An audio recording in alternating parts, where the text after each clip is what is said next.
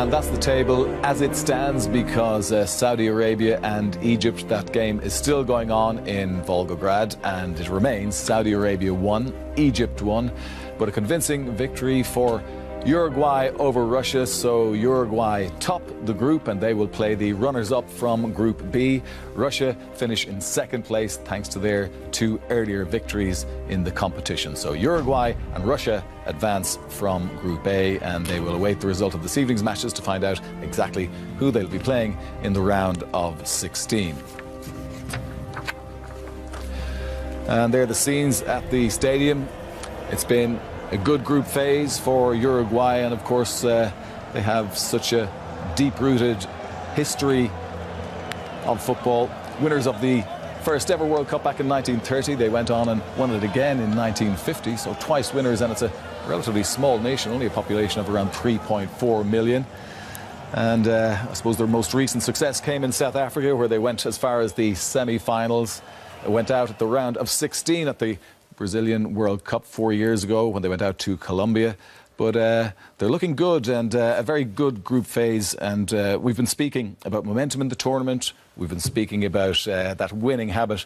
And Kevin, they certainly have that now. I mean, 3 wins, you can't argue with that in the group phase, can you? No, 3 wins, 3 goals from set pieces. You know, it's Uruguay. They're not massively pretty, but impressive. 9 points, as Damien said at half-time, slightly under the radar. But, you know, that confidence, that momentum, as you say, it's an important thing. Yeah, and as Kevin mentioned, Richie, set pieces proving all important, and you know, they are going to be vital because teams are set up very well defensively. Although, having said that, Russia weren't set up too well defensively today, were they? They were disappointing. They weren't. No, I think that Russia team with 10 players there resembled Russia with 11 in the Confederations Cup this time last year, which is why everyone was so negative about them in the build-up. They just looked as if they'd nothing of any quality going forward. They look a little bit flat.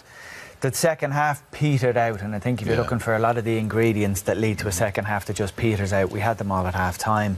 A 2-0 score difference, a team with 10 men, both teams qualified to the next round. I wouldn't have imagined anything too frantic in the second half in terms of challenges or people getting unnecessarily booked because they're into the tournament. The good use of subs by both coaches. So it wasn't great entertainment in the second half, but a routine win for Uruguay.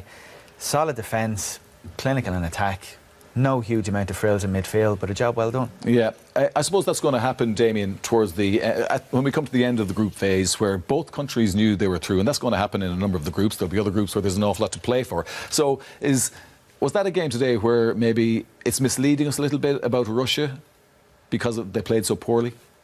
I think the sending off killed the game, obviously. Again, small little details. I think over 50% of goals from the World Cup now are scored from set pieces this time. So it's an amazing stat. And again today, Uruguay, I think they scored off 2. And the third one, an OG, off a deflection off a set piece. But, you know, Russia, they had a go. They went 2 up top when they're down to 10 men, so you have to hand it to them. A disappointing night, but if you're looking at it from the other point of view, Spain, Portugal or Iran, they could possibly get through. They're still I think if they had to choose Uruguay or Russia, they'll all be desperate to get a top spot in their group because they'll all want Russia. Uruguay, dark horse, frustrating watch probably for the viewers, but listen, they get the job done.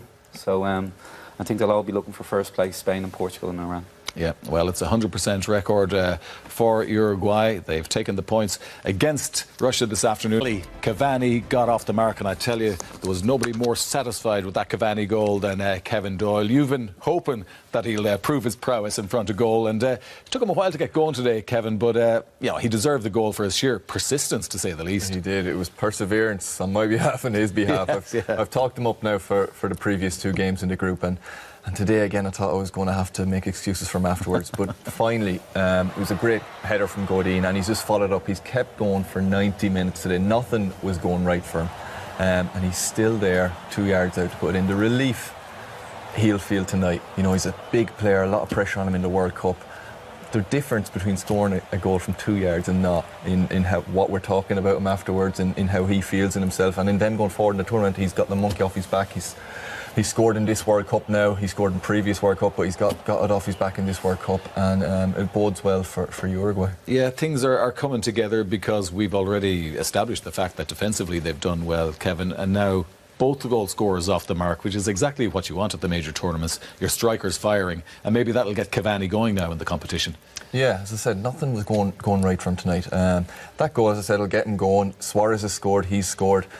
It was a tough evening for him. We've got some clips coming up here now, and it's only second half clips where nothing went his way. Yeah. He starts off with a free kick 5 minutes in. He took over from Suarez and into the wall. You know, it wasn't a bad strike, but it just didn't seem to be going his way. Here, this one, I really thought he showed a lack of confidence here. His turn was slow. You know, he's not bad on his left foot. He just doesn't want to swing it. It looks like he's looking to try win a penalty, get his body across when he could have just, you know, a guy full of confidence, a normal Cavani would have just swung his left foot at that and imagined him scoring. This one, he's got a lot of time to cut in on his favoured right foot, and it's a weak effort, and it's not what we're used to seeing week after week from Cavani for PSG. It's, you know, goal after goal. Here's another free kick into the wall, but he kept going and he kept trying. You know, he's working back. He's doing his best here. He plays to Suarez. Suarez is doing his best for his strike partner, trying to get him a goal. You know, normally Suarez. And that's not like Suarez. No, exactly. No. He's a greedy so-and-so. He tries to get his strike partner a goal, and you just think it's not coming. It's not coming for him. You know, he cuts. This is great footwork. Cuts inside onto his left foot this time and takes a deflection, and you can see his frustration. Keeps going, and gets it happening. For any young player out there, you know, you just have to keep going. He's a top player. This is in the 91st minute. He's got his goal. They're winning 3-0. They're through the group, and he's chasing right back into the corner flag to win the ball back for his team. At 3-0 up against 10 men. You know, he's a top player in the world at 29, 30 years of age. He's got 40-something international goals.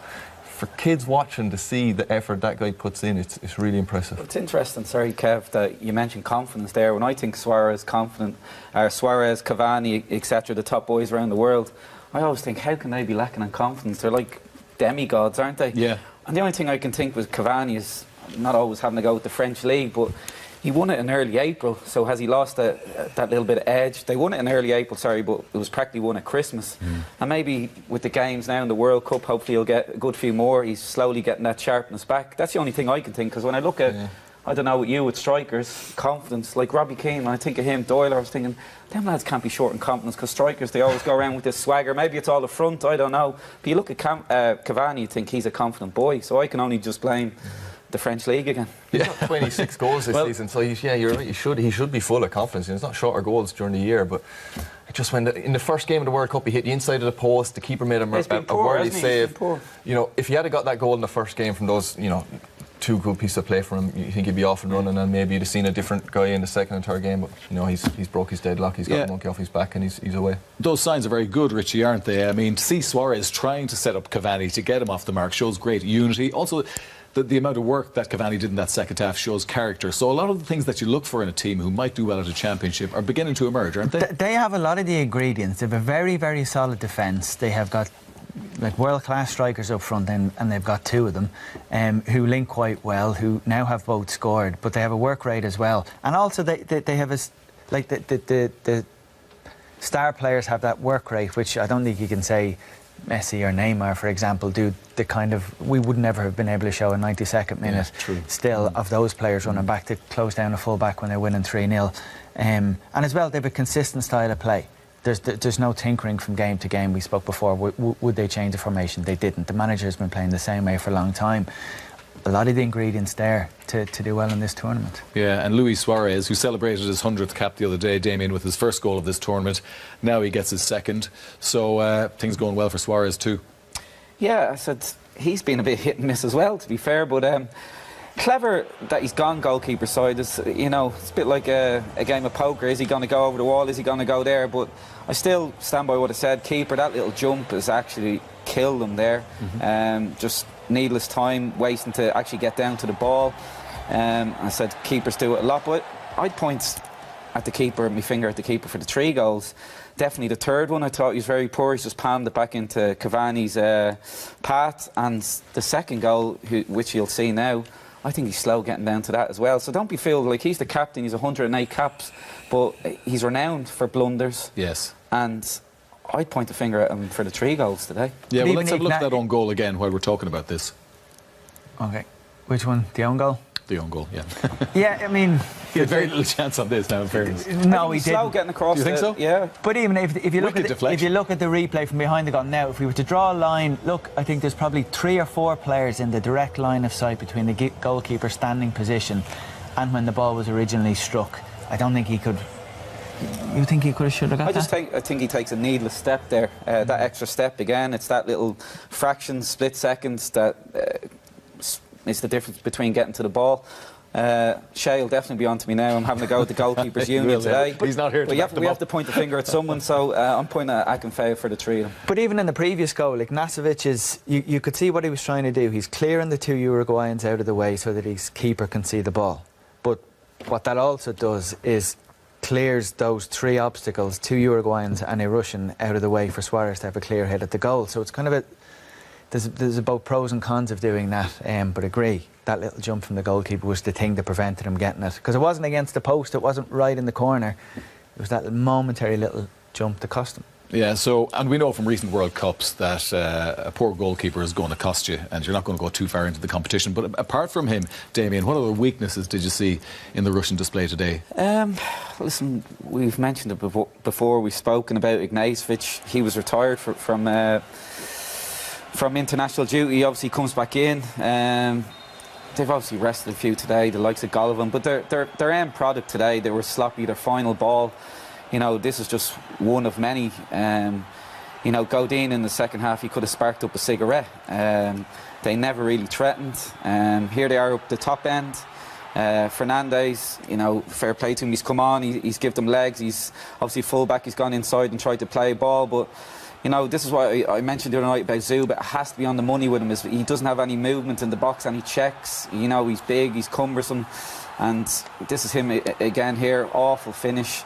Done well in the first 2 games, but like I warned, it's not one of them I told you so, but like I warned everyone, this is Russia. They're not going to get any better yet. They're running loads. For me, that's because they don't have an awful lot of the ball. Yeah. And the end product, yes, the first 2 games they scored 8 goals, some wonderful goals at that.